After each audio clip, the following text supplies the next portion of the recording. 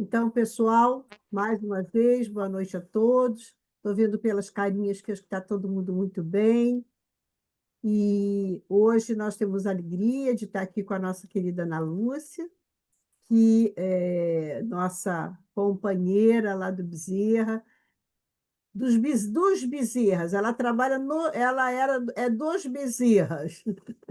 Ela trabalha ela é do Fernandes Figueira, do Bezerra, Fernandes Figueira e Bezerra de Menezes, e também do nosso aqui do Andaraí.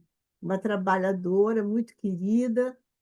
E eu trouxe para vocês hoje, então, para a gente começar, sempre a nossa querida Joana de Ângeles, que fala o seguinte para a gente: não troques a paz da tua consciência de amanhã pelo prazer corruptor de hoje. O que não é moral jamais proporciona harmonia. Fugidio e devorador, passa rápido, deixando ácido de insatisfação a queimar o corpo e sombra de remorso na consciência magoada. Permanece sedento, mas não arrependido. O que não experimentaste não te atormenta, e o que se te falta agora, mais tarde chegará bem para a tua satisfação. Olha que mensagem maravilhosa, né? Então, é com alegria, sempre com muita alegria, que estamos aqui juntos, em mais um encontro aqui do nosso SEBMA, sob o auspícios, né? A proteção de Deus, de Jesus, de Nossa Senhora, e sob a direção do nosso querido Bezerra de Menezes e de todos os espíritos bondosos que cuidam dessa casa, cuidam desse trabalho. Queremos agradecer, né, por esses momentos. E engraçado que veio na minha mente esse momento de hoje, onde houve um cessar-fogo da guerra, e eu assisti muito emocionada a chegada desses reféns, das suas mães e dos seus pais. Meu Deus, não é? A gente não quer saber se é o muçulmano, se é o judeu, quem é, mas a gente fica pensando naqueles seres que esperaram, né?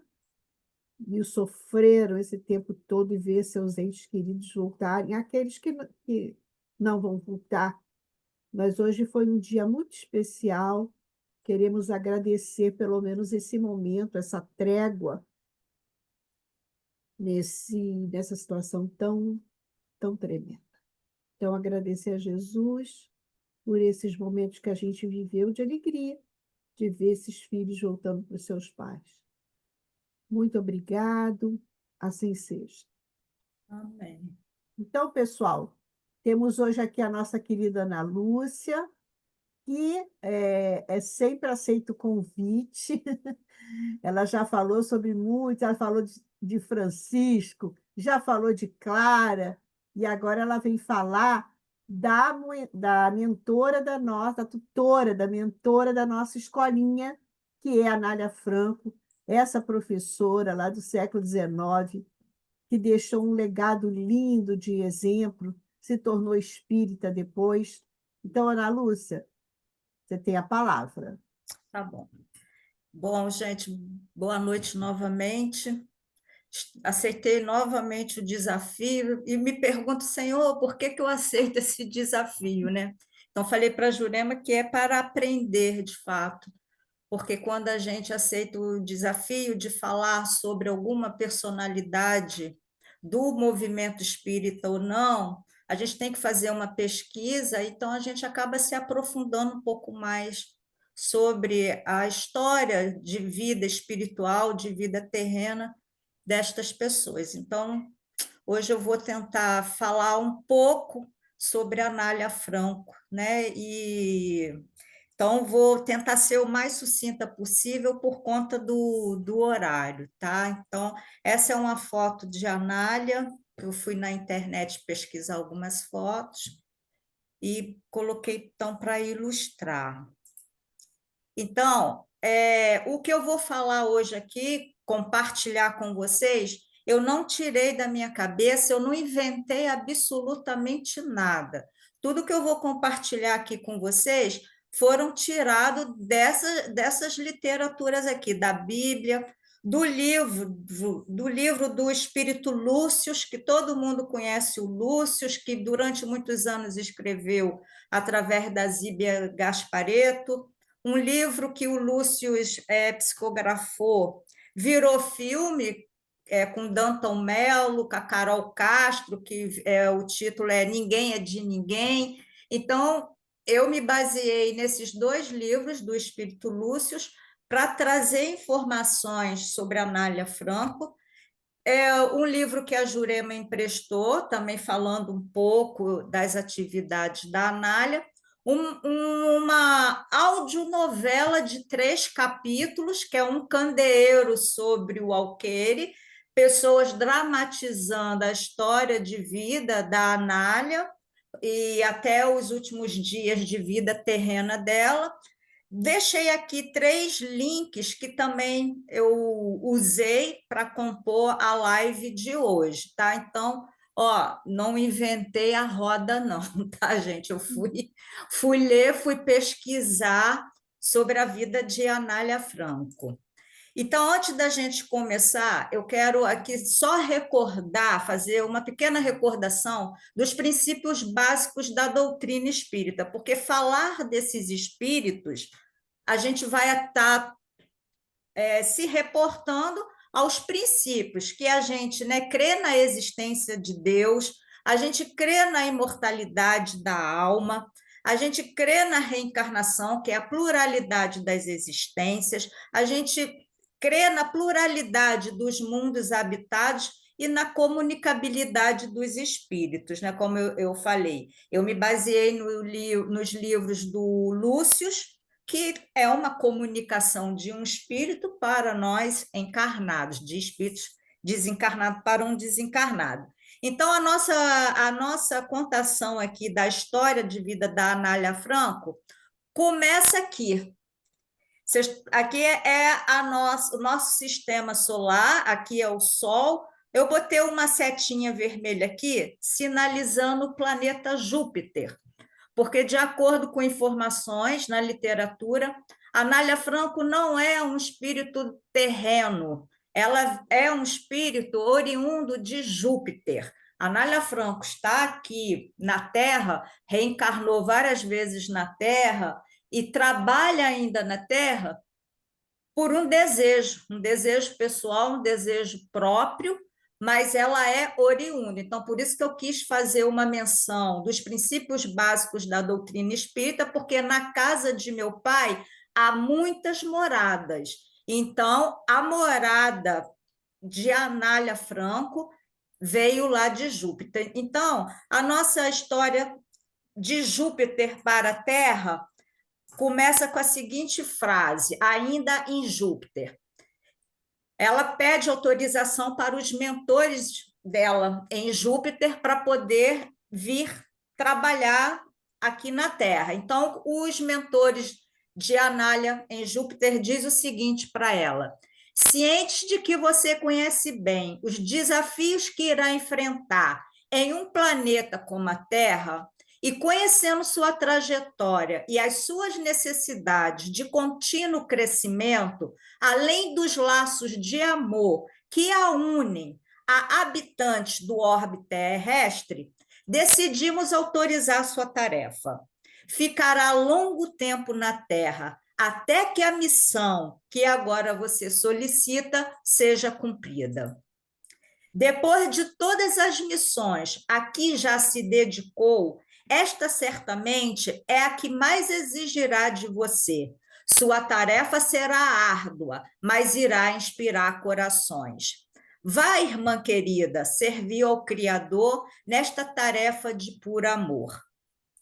Então, ela, para vir para a Terra, ela foi autorizada, tá? E aí, eu botei início da missão. Então, o que que ela fala? Será uma tarefa de grande impacto contribuir com Jesus. Será realmente uma grande honra poder servi-lo em seus propósitos no planeta Terra. Me dedicarei a essa missão com toda a minha alma, com todo o meu coração, para ser realmente digna desta confiança. Sei que a Terra também tem seus encantos e vou aprender a amá-la como amo o meu mundo. Vou partir para a Terra e servir a Jesus em sua missão de evolução do orbe terrestre. Ayala é o nome que ela tinha lá no planeta de origem dela, Júpiter. Então, ela é missionária, ela não tem karma para cumprir, ela não tem provas e expiações para cumprir aqui no planeta Terra. Ela veio em missão. Ela foi recebida em espírito por Jesus e onde Jesus aceitou o pedido dela de ser missionária aqui no planeta Terra, porque ela também tinha, na época, corações que ela amava, corações caros ao sentimento afetivo dela, e que ela queria colaborar também com esses espíritos que estavam na Terra e colaborar com a missão de Jesus na implantação da Boa Nova. Então, aí começa a missão de Ayala, de Júpiter para a Terra. Então, a primeira encarnação ou reencarnação que a gente tem notícia de Anália Franco aqui na Terra é uma personalidade muito conhecida, muito famosa, que consta no Velho Testamento, que é a Rainha Esther. A Rainha Esther foi a segunda esposa do rei da Pérsia, porque antigamente a Pérsia dominava praticamente todo o Oriente. Ela foi a segunda esposa do rei Assuero, que é o Xerxes I, e ela teve uma missão aí, devido à Rainha Esther, porque ela salvou a raça que ela pertencia dos judeus de serem exterminados por uma trama lá do braço direito do rei que queria exterminar todos os judeus porque eles sabiam que Jesus iria reencarnar com um propósito de trazer a boa nova. Então, a Esté, como rainha, foi alertada desse plano de exterminar todos os judeus do reino da Pérsia e ela não poderia se aproximar do marido, ela só podia aproximar do marido se ele autorizasse. Então, o tio dela vai até ela e fala essa frase: quem sabe se não foi para um momento como este que você chegou à posição de rainha. Então, ela orou, jejuou, pediu inspiração para Deus, porque, como judia, ela acreditava num Deus único e então Deus deu uma inspiração para ela, ela fez um banquete para o marido e para o auxiliar braço direito do rei, e nesse banquete ela falou os planos do Ramã em assassinar todos os judeus, ela também seria assassinada, porque ela era judia. Então, ela conseguiu, através desse gesto de coragem, alertar o marido, o rei. Ele não podia revogar uma lei que ele mesmo assinou, mas ele então criou uma nova lei. Não vou proibir os judeus de revidarem. Se forem perseguidos para serem assassinados, podem revidar. Então, hoje, a partir desse ato de Esther, é comemorado a festa do Purim até hoje, devido a essa atitude corajosa, desprendida da rainha Esté perante o seu povo judeu. Então, até hoje, passado esse período todo, porque eu estou falando aqui de 486 e 465 anos antes de Jesus vir à Terra. Então, até hoje, essa festa do Purim é comemorada entre os judeus, tá? Quando eles se livraram de ser assassinados. A outra personalidade que a gente tem notícia que Anália Franco foi Hipátia de Alexandria, que nasceu em 355 depois de Cristo e veio a reencarnar em 415 depois de Cristo, aos 60 anos. Então, Hipátia estudou na Academia de Alexandria matemática, astronomia, filosofia, religião, poesia, artes, oratória, retórica, estudo de direito. Ela foi uma filósofa, matemática, astrônoma do século IV, considerada a primeira mulher matemática e cientista da história que a gente tem conhecimento.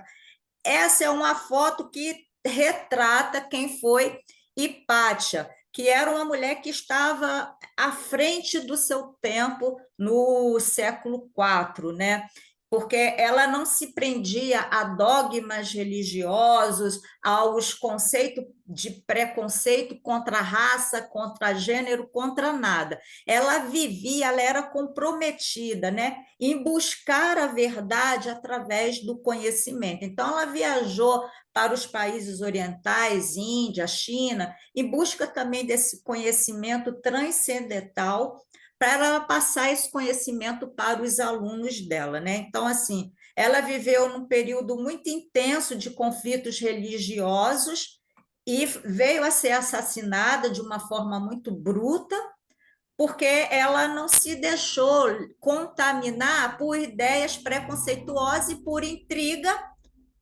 Ela acabou sendo assassinada, apedrejada, esquartejada, mas o legado dela ficou e ela é estudada até hoje aí nos meios científicos acadêmicos. Então, ela era uma cientista, ela era professora, ela era pesquisadora, ela colaborou para o desenvolvimento do hidrômetro e de um aparelho que olhava para as estrelas, estudava as estrelas, astrolábio. Ela desenvolveu o astrolábio. Então, foi uma das personalidades também de Anália Franco. E é sabido também que Anália Franco esteve reencarnada no período de Cristo. Ela estava reencarnada nesse período de Jesus. Só que na literatura eu não consegui descobrir quem foi a personalidade Anália Franco na época de Jesus. Uma outra personalidade que ela teve foi como Lady Godiva. Essa é uma estátua que retrata a Lady Godiva. A Lady Godiva é também famosa, virou filme, virou peça de teatro, porque o marido dela era um conde responsável pelo condado. Nós estamos falando aí por volta de 990, do ano de 990. E o marido dela cobrava os impostos muito alto para a população pobre, carente. Então, os empregados foram reclamar e ela resolveu interceder de uma maneira geral para as pessoas que não podiam pagar aqueles impostos muito caros. O rei não queria concordar em abaixar os impostos. E aí fez uma proposta para ela, achando que ela não ia cumprir a proposta, que é: tá bom, se você desfilar nua num cavalo pela cidade, eu abaixo os impostos. Para surpresa do conde, marido dela, ela aceitou. E na manhã seguinte, ela foi andar nua no cavalo para que o marido, então, pudesse diminuir os impostos. Mas o marido dela resolveu espalhar pela cidade, dar uma ordem que todos os moradores do condado tinham obrigação de ir para a janela, para as ruas, para as portas, para ver a Lady Godiva desfilar nua pela cidade. No dia seguinte, quando ela foi cumprir essa aposta, nenhum morador do condado foi para as ruas, para a janela ou para as portas ver a Lady Godiva. Ninguém a viu pelada. Então, de modo que ela passou pela cidade sem ninguém colocar os olhos no corpo dela. E aí o rei, o conde, marido dela, teve então que cumprir com a palavra de baixar o imposto, né? Então, a gente estudando essas personalidades que foi a Anália Franco, a gente vai vendo a grandeza dessa alma, o desprendimento dessa alma, como ela se deu em sacrifício em prol das pessoas que ela nem conhecia, mas como missionária que ela é, ela topava ir para o sacrifício, como Jesus também foi para o sacrifício para deixar o seu legado, a sua boa nova. Então, dessas três personalidades, a gente então chega aqui aos traços biográficos de Anália. Eu vou passar esse vídeo aqui, porque, olha, não tem nem eu falando, eu falaria tão bem como esse vídeo aqui, ok? Eu vou então dar um. Vou botar aqui na velocidade. Em meados do século XIX, o Brasil era um império e nós tínhamos um rei. Dom Pedro II era o rei imperador do Brasil nessa época e a divisão geopolítica do país era um pouco diferente do que hoje. Ao invés dos estados, como conhecemos nos dias atuais, naquela época existiam as províncias e a província do Rio de Janeiro era a capital do império.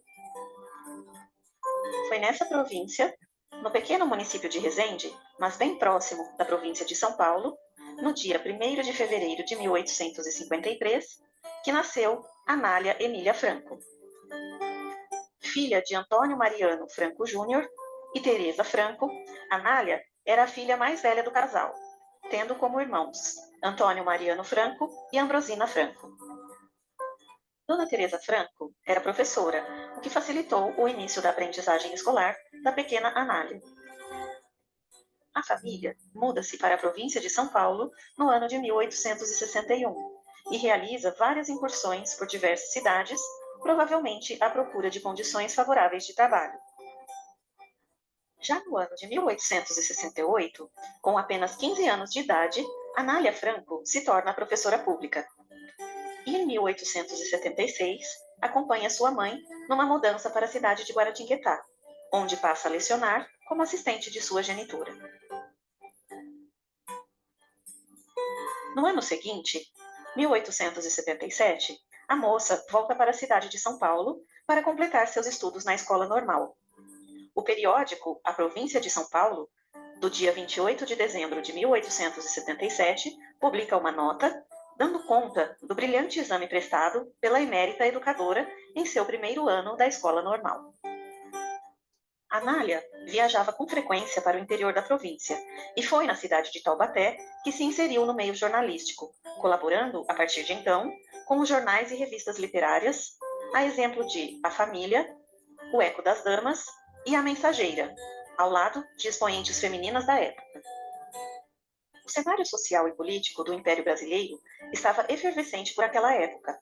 Havia muitas disputas entre monarquistas e republicanos para ver qual seria o regime político que o Brasil iria adentrar no novo século. Também havia as lutas abolicionistas pela libertação dos escravos e por melhores condições de vida e de trabalho em todo o país. Anália Franco, desde muito jovem, abraçou a causa abolicionista, pois para ela nunca existiu diferenças por causa da cor da pele das pessoas. No ano de 1872, ela funda, com recursos próprios, a Casa Maternal, que ampara as crianças recém-nascidas, filhas de escravos, que são abandonadas devido à lei do ventre livre. Essas crianças não tinham mais serventia para os fazendeiros e senhores de escravos, pois a lei os proibia de colocá-los em trabalhos forçados, então os pais acabavam os abandonando. E no dia 13 de maio de 1888, a princesa Isabel, então no cargo de regente do Império, assina a Lei Áurea, que concede a liberdade a todos os escravos no Brasil. 18 meses depois, em 15 de novembro de 1889, é proclamada a República Federativa dos Estados Unidos do Brasil. Terminava ali a era imperial do nosso país, com o rei Dom Pedro II indo se asilar na Europa. No ano de 1898, Anália deu início à publicação da revista Álbum das Meninas, órgão este disseminador de suas ideias educacionais e pedagógicas. Não existe uma exatidão nos dados biográficos sobre quando Anália Franco conheceu a doutrina espírita. Porém, alguns relatos dão conta de que entre os anos de 1899 e 1900, ela já se interessava pela obra de Allan Kardec.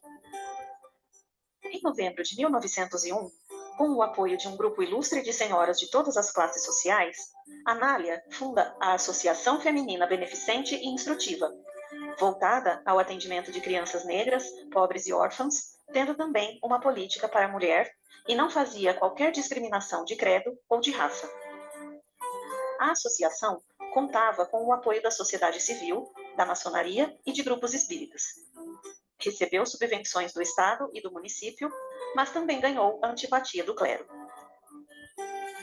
No ano de 1902, ela funda o Liceu Feminino de São Paulo e, no ano seguinte, o Liceu Feminino de Santos, para a formação das jovens que, idealisticamente, ocuparam o magistério das escolas e dos asilos da capital e do interior. O jornal A Voz Maternal, que era o porta-voz da instituição fundada por Anália Franco, no ano de 1903, anunciava que eram mais de 1.000, àquela época, os estudantes e beneficiados dos dois sexos das escolas, asilos, creches, liceus e escolas noturnas mantidos pela Associação Feminina Beneficente e Instrutiva. Não bastasse sua obra de educação, recolher e asilar os órfãos e desprotegidos da sorte, dando-lhes sustento, estudo e referenciais éticos e morais, a veneranda educadora tinha em mente que a caridade não é só aquela que acolhe o desprotegido, mas a que lhe dá independência. Agasalha-o sim, mas também lhe incute confiança em seu potencial e valores próprios. Dessa maneira, os asilos creches de Anália Franco sempre lutaram para dar independência a seus asilados. Não eram apenas um abrigo material, mas uma colmeia de operários. Em 1905, ela funda o primeiro albergue diurno para os filhos de mães trabalhadoras, onde as crianças entravam às 6 horas da manhã e eram retiradas por suas mães às 19 horas. Nesse ano de 1905, já eram 2.098 alunos matriculados nas 22 escolas da capital, 5 no interior e 2 asilos creches, todos fundados pela Associação de Anália Franco. Anália havia conhecido Francisco Antônio Bastos quando este se juntou à Associação Feminina Beneficente e Instrutiva para auxiliar como guarda-livros. Ele era espírita desde há muito tempo e ficou tocado com a obra realizada por Anália Franco. Francisco era um homem trabalhador, honesto, cumpridor dos deveres e de um coração extremamente generoso. Passou a ser um companheiro valoroso para Anália Franco e o casamento acontece no ano de 1906. O casal não teve filhos, porém, as centenas, para não dizer milhares de crianças que eram assistidas pela associação se tornaram filhos do coração de Anália Franco e do seu Bastos, como era conhecido. Inclusive, um sem número de órfãos que eram abandonados nas instituições foram registrados em cartório com o sobrenome Bastos. Entre os anos de 1907 a 1909, a associação adquire uma fazenda com muito esforço e colaboração de simpatizantes, onde é fundada a Colônia Regeneradora Dom Romualdo de Seixas. Ali, abrigou a princípio mulheres arrependidas, ex-prostitutas, profissionalizando-as e reerguendo-as moralmente, mas diversificou depois suas atividades, asilando outras faixas etárias. A colônia, em seus 75 alqueires de terra, parte em matas e capoeiras, e o restante ocupado com benfeitorias diversas, serviu exatamente às finalidades da veneranda filantropa. Chegou a asilar mais de 400 abrigados. Anália também funda uma tipografia que mantém o periódico A Voz Maternal em circulação e também imprime todo o material que é utilizado nas escolas maternais, que vão aumentando em todo o Brasil. Nessa tipografia, são dadas aulas para jovens iniciarem sua vida dentro de uma profissão digna. Trabalhos realizados pela tipografia também auxiliavam na manutenção da associação. Outras atividades que eram desenvolvidas junto às crianças, jovens e adultos nas instituições de Anália Franco. Oficina de flores artesanais, oficina de costura e bordados, produtos da fazenda, carpintaria, enfermagem, odontologia, assistência médica, teatro. Em 1910, é fundada a primeira banda feminina do Brasil, que ficou conhecida como Grupo Dramático Musical e ficou famosa por suas talentosas jovens que chegaram a excursionar por diversas cidades do país, levando mensagens elevadas através da música. Em uma dessas excursões, no ano de 1916, foram se apresentar na cidade de Sacramento, Minas Gerais, ocasião em que deve ter ocorrido um encontro entre Anália Franco e Eurípides Barçanufo, dois missionários do Cristo reunidos por conta da educação e da arte. Ano a ano, apesar dos percalços e da forte oposição católica, as escolas, creches, asilos, albergues criados por Anália vão aumentando em todo o estado de São Paulo, bem como em algumas cidades de outros estados. Em 1914, quando estoura a Primeira Guerra Mundial, já eram mais de 70 instituições que a dama da educação brasileira havia fundado. A preocupação da educadora Anália Franco estendia-se às condições físicas dos prédios que abrigavam as instituições. As salas, pátio, móveis, demonstrando já àquela época seu conhecimento sobre a importância desses elementos para a pedagogia. Descendo a detalhes, como ventilação e colocação de mobiliário, foi talvez a primeira educadora do Brasil a se dar conta da interferência que esses fatores poderiam ter no aprendizado da criança. Ao longo de sua história, a Associação Feminina Beneficente e Instrutiva foi responsável pela implementação de cerca de 110 escolas, entre asilos, creches, escolas maternais, liceus femininos e a colônia regeneradora. Vamos aqui citar as cidades, com grande chance de deixarmos de fora algumas delas, onde Anália Franco inaugurou uma ou mais de suas instituições. Agudos, Barretos, Bauru. Vou dar uma adiantadinha nessa parte. Santos, São Vicente, Vitória, Espírito Santo, Uberaba, Minas Gerais, Rio de Janeiro, Ibitiguaçu, Itacoara, Engenho de Dentro, Nova Friburgo, todas no estado do Rio de Janeiro. Muitos relatos existem também sobre incontáveis instituições que nasceram inspiradas na obra de Anália Franco. No ano de 1918, a pandemia de influenza, que ficou conhecida como gripe espanhola, assolou o mundo todo, fazendo milhões de vítimas fatais. A cidade de São Paulo foi uma das mais atingidas no Brasil, e 142 crianças asiladas nas instituições de Anália Franco caíram doentes. E apesar da terrível moléstia ser fatal, na quase totalidade dos casos, apenas 5 das protegidas de Anália não conseguiram se salvar. A grande educadora fez o papel de mãe e protetora de todos neste difícil momento. No início do ano de 1919, Anália também apresenta os sintomas da gripe espanhola, e no dia 20 de janeiro, ela chama seu marido e diz: "Bastos, que bela música estão a ensaiar as meninas." Um pouco surpreso, o marido replicou: "Mas Anália, não há qualquer ensaio aqui hoje. O colégio está no mais absoluto silêncio."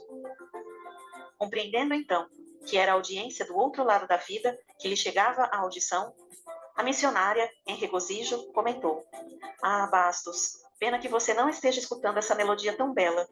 Que música, que música." Alguns instantes depois, Anália Franco deixa o corpo físico e retorna à pátria espiritual, certamente sendo recebida com muita festa e júbilo por ter desempenhado sua missão tão brilhantemente. Todos os jornais da capital e centenas de outros espalhados por muitas cidades dedicaram páginas inteiras homenageando a grande dama da educação brasileira. E certamente, todas as homenagens foram e sempre serão insuficientes diante da grandiosidade e do alcance da obra deixada por Anália Franco.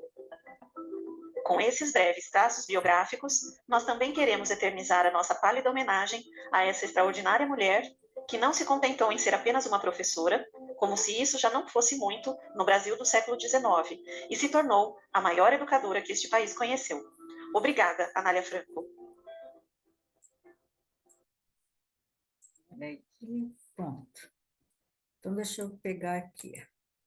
Então, assim, para fazer um link entre essas personagens que a Anália Franco teve aqui quando encarnada, né? Esther, ela é lembrada como uma mulher de fé, coragem e sabedoria, que usou sua posição para proteger seu povo em um momento crítico. Hipátia de Alexandria é símbolo da liberdade intelectual, da resistência ao fanatismo e da presença feminina na ciência. Sua história inspira debates sobre os perigos da intolerância religiosa. Lede Godiva tornou-se símbolo de protesto feminino, coragem e compaixão pelos pobres.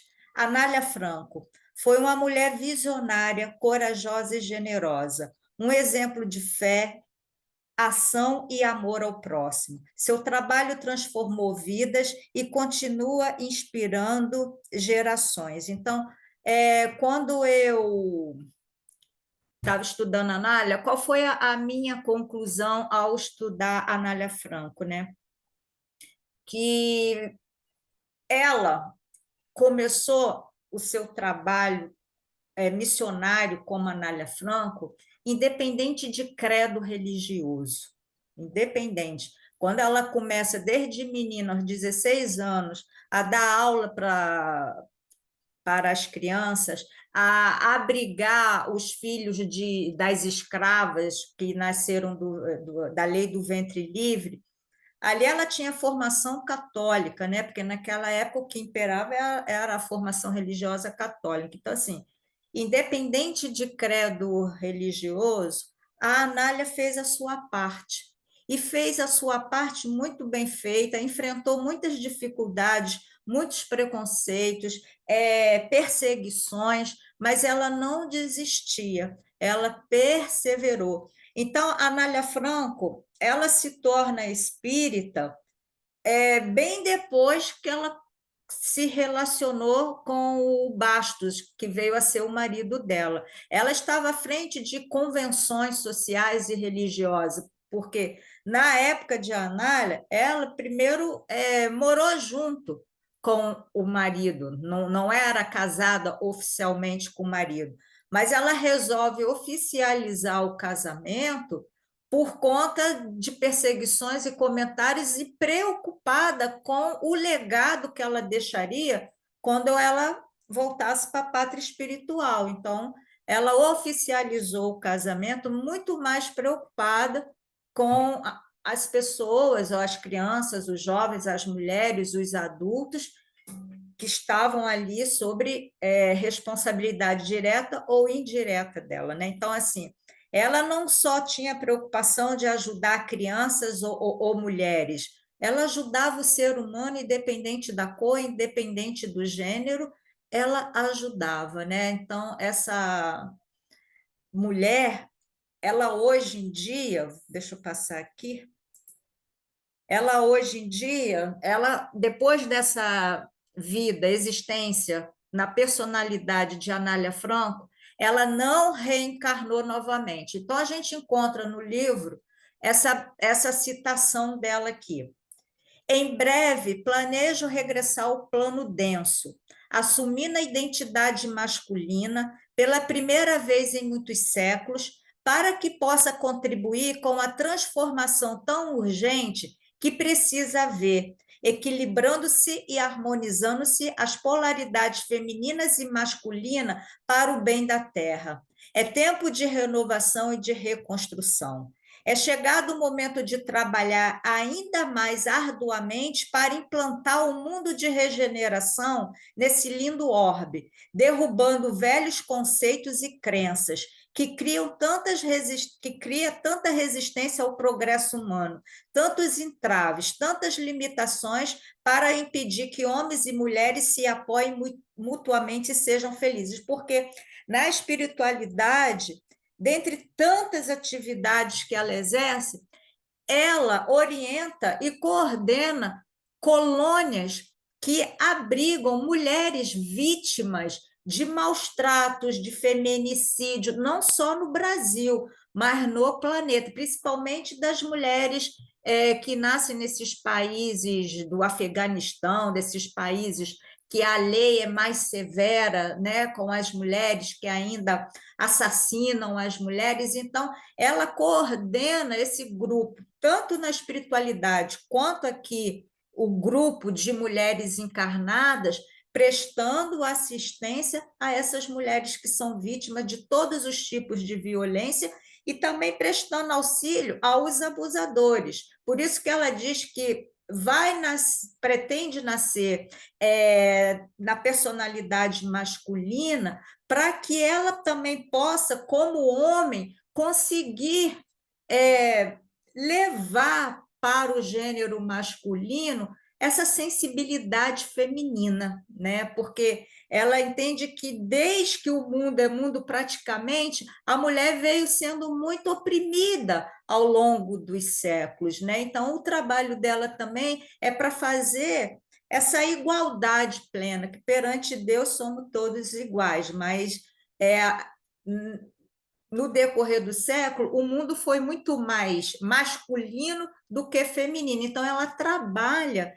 para fazer despertar no gênero feminino essa força do feminino, né? Para que a gente também assuma o nosso protagonismo nesse planeta que um belo dia será de regeneração. E ela, como missionária, ela vem trabalhando, então, para Jesus nesse processo. Então, finalizando, ela diz: comprometi-me com o Mestre a apoiar e trabalhar pela Boa Nova, para que ela se fixe nos corações humanos, depois que Cristo voltar de sua missão na Terra. Então, ela poderia voltar para Júpiter? Poderia, mas pelo amor à causa de Cristo, amor à humanidade terrena, amor aos corações afins que ela havia deixado aqui, ela continua aí, então, deixando seu legado, e que ela é também respeitada no meio acadêmico, não é só no meio espírita, não, tá? No meio acadêmico também existem trabalhos acadêmicos de mestrado, de doutorado, que fala sobre essa educadora. Então, espero ter contribuído com um pouquinho, trazendo só um pouquinho de quem foi e quem é a Anália Franco, tá? Obrigada aí vocês por me ouvirem. Olha, Ana Lúcia, que espetáculo, né? Que vida maravilhosa, né? Vou fazer o seguinte, isso, deixa eu colocar você aqui para todo mundo poder te ver, né? Cadê vocêzinha? Fala Estou aí. aqui, tá me vendo? Entra aí para a gente poder te ver. Eu estou aqui, você não está me vendo? Não, Vocês a não estão gente, me vendo? não, Agora agora estamos. agora Agora estão. Eu, chegou. eu marquei você. Eu Tá. marquei você. Olha, a gente é uma coisa maravilhosa. E ela é a mentora da nossa escolinha, né? A gente não podia ter escolhido uma mentora melhor, porque para trabalhar com aquelas crianças, com aquele povo todo de lá, precisa ter muita força, muita coragem, como ela, né? Como ela tem. Então, muito forte, né, em tudo. E é tão bom a gente estudar esses espíritas, porque ela foi uma espírita, né, do passado, que consolidaram, né, a doutrina espírita, trazendo ela, como você colocou, uma missionária, trazendo esse trabalho de educação fantástica. E a gente sabe que ela sofreu muito, muito mesmo, porque como ela se dedicou às crianças escravas, ela sofria para poder arranjar um lugarzinho para abrigar, né, esse grupo de crianças. Ninguém queria ajudar, mas ela conseguiu uma obra espetacular, maravilhosa, e a gente precisa relembrar, né? Precisa relembrar esses que cimentaram esse caminho que a gente hoje está, não é? Obrigado, Ana Lúcia, foi perfeito, trabalho lindo mesmo, e fica aguardando que você terá um outro desafio. Nossa. Perde por esperar. Agora, nós temos assim só 15 minutinhos. Eu vou passar a palavra para a Nádia. Cadê ela? Oi, estou aqui. Deixa eu. Aí eu não vou me destacar, não, porque eu fico sem graça. Não, eu adorei. Eu já conhecia essa história, né, da Anália Franco, mas não com tantos detalhes. É. Mas o que eu achei interessante foi essa associação com as antigas vidas passadas dela, né, um histórico. Se bem que a gente não. O legado dela maior mesmo para nós foi que essa bagagem que ela trouxe das outras vidas, ela parece que desembocou tudo nessa, porque o que ela fez de luta, né, foi uma mulher, não só ela, acima da época, porque era uma mulher letrada. No século XIX era muito difícil uma mulher estudar, tinha que enfrentar desafios, muito mais fazer uma faculdade, né? As mulheres estudavam em casa por causa de um preconceito mesmo. Então, tudo era muito difícil para ela. Além de tudo isso, foi o preconceito, como a Jurema falou, dela pegar os filhos de escravos. Ela não via essa distinção. Mas o que eu fiquei mais emocionada e achei assim, genial, ela querer voltar como homem, para justamente trazer essa sensibilidade feminina, né? Trazer uma nova era, né? De pensamento, né? Porque a gente ainda tem um machismo muito grande, né? Ainda tem, a figura masculina ainda predomina pela força, e ela vai trazer isso. Então, eu vou ficar aqui aguardando, já desencarnada, mas a gente vai ver essa mulher voltar e fazer esse efeito, né? Então, ela deixou um legado maravilhoso e eu fico muito feliz da gente ter tido essa intuição de colocar a nossa evangelização no nome dela, né? E Ana Lúcia, muito obrigada pela sua pesquisa, foi muito boa mesmo. Eu vou pedir para o Augusto, dessa vez, a missão dele vai ser fazer a nossa prece final. Mas antes eu queria que a Ângela falasse alguma coisinha. Oi, Ângela. Está O ouvindo? microfone está desligado. Ângela? Será que ela O saiu? microfone dela está desligado. Acho que ela saiu. Ah, ela aí entrou. É. O microfone está desligado, Ângela.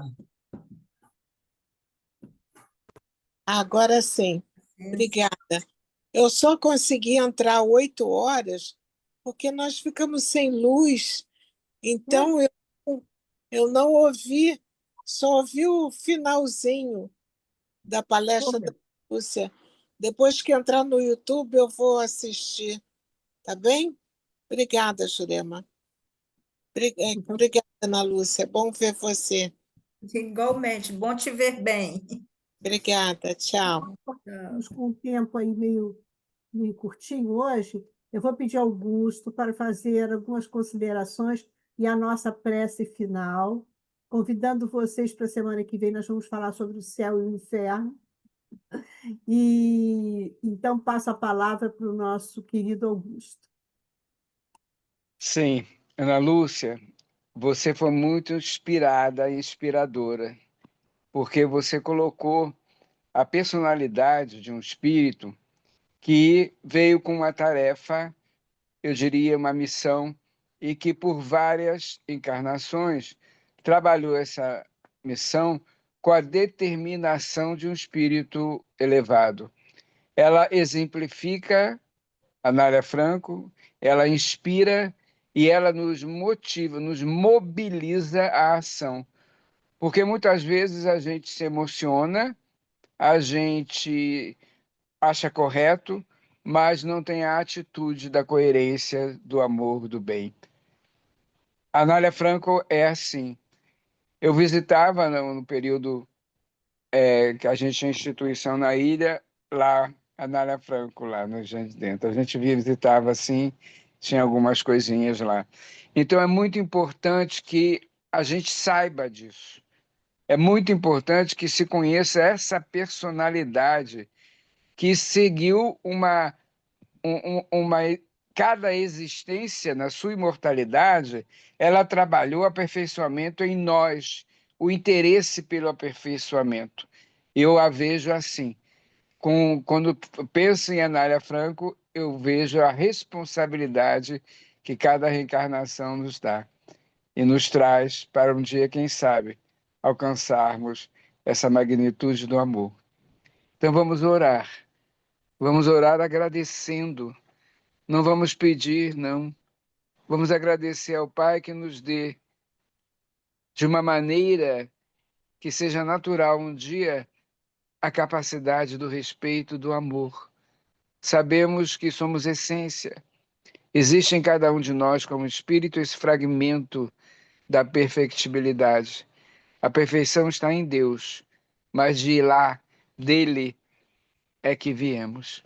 E que a luz divina possa nos envolver em cada oportunidade como essa, dessa noite, mas que possamos trabalhar na rotina, no cotidiano, a atenção e o respeito, para aprendermos a orar e vigiar, e a partir daí tomarmos as atitudes mais assertivas da humanidade que hoje sofre tanto, porque é uma condição ainda do planeta, mas já podemos despertar, sim. Não vamos mais reclamar, não. Vamos fazer alguma coisa que faça com que a gente tenha a certeza do caminho a seguir. Que a paz do Senhor nos inspire e que a Anália Franco possa estar sempre nos auxiliando na capacidade de discernir entre o bem e o mal. Graças a Deus, que nosso Bezerra de Menezes nos ampare, hoje e sempre. Graças a Deus. Assim seja. Então, amigos, eu me despeço de vocês, agradecendo muito a Ana Lúcia por esses momentos tão bons, próximos, né, da nossa querida, lembrando, né, dela, né, como é importante a gente lembrar desses que passaram e deixaram essa obra tão magnífica, não é? De educação. Então, obrigada pelo seu trabalho, foi muito bonito mesmo. Agradeço a todos aqui que estão assistindo, que tenham uma semana de muita alegria, de muita paz, de muita saúde. Então, gente, até semana que vem. Beijo, gente. Fiquem com Deus. Boa semana. Obrigada, Ana. Tchau, Gratidão, Lívia. gratidão. Obrigada. Muito obrigado, Lô. Obrigada. Fique com Deus. Paulo, Com Deus. tchau. Boa noite a todos.